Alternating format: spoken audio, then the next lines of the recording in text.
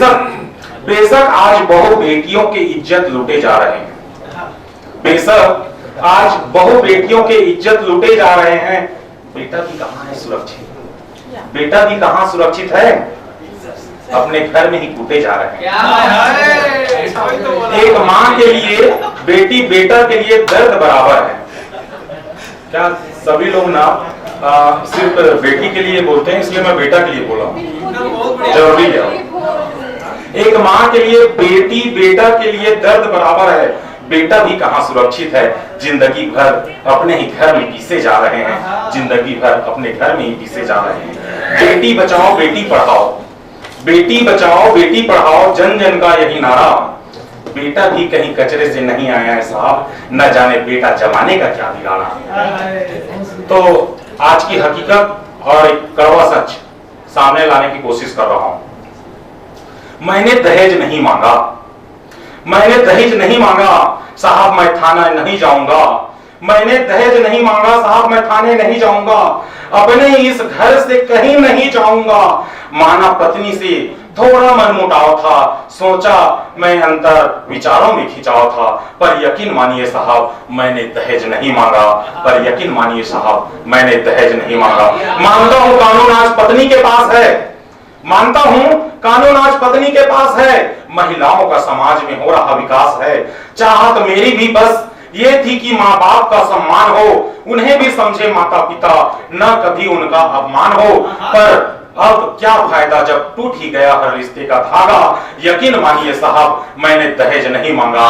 पर यकीन मानिए साहब मैंने दहेज नहीं मांगा। परिवार के साथ रहना इसे पसंद नहीं है, परिवार के साथ रहना इसे पसंद नहीं है। कहती यहाँ कोई रस कोई आनंद नहीं है। मुझे ले चलो इस घर से दूर किसी किराए की आशियानों में। कुछ नहीं रखा माँ बाप पर प्यार बरसाने में। हाँ छोड़ दो, हाँ छोड़ दो, छोड़ दो इस माँ बाप के प्यार को। नहीं माने तो याद रखोगी मेरी मार को, नहीं माने तो याद रखोगी मेरी मार को। फिर शुरू हुआ वाद विवाद माँ बाप से अलग होने का।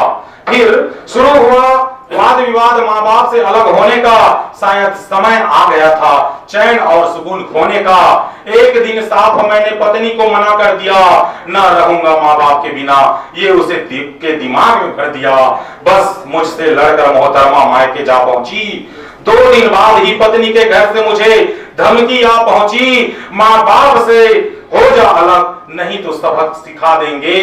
क्या होता है दहेज कानून तुझे इसके असर बता देंगे। परिणाम जानते हुए भी हर धमकी को गले में टांगा। यकीन मानिए साहब मैंने दहेज नहीं मांगा। यकीन मानिए साहब मैंने दहेज नहीं मांगा। जो कहा था बीवी ने आखिरकार वो कर दिखाया।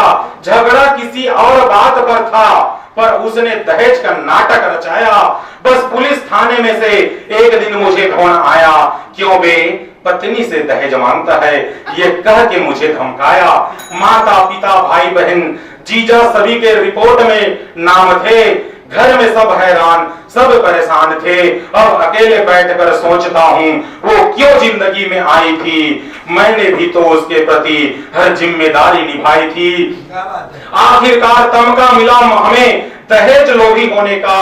कोई फायदा ना हुआ मीठे मीठे सपने संजोने का।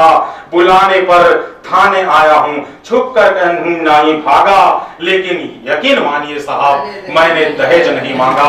पर यकीन मानिए साहब मैंने दहेज नहीं मांगा।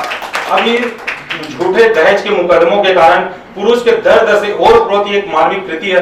आज 95% जो दहेज के जो केस लगता है वो झूठे होता है। 5% जो सही होता है उसको इंसाफ नहीं मिलता है, उसको इंसाफ नहीं मिलता। धन्यवाद। जय हिंद, जय भारत, जय।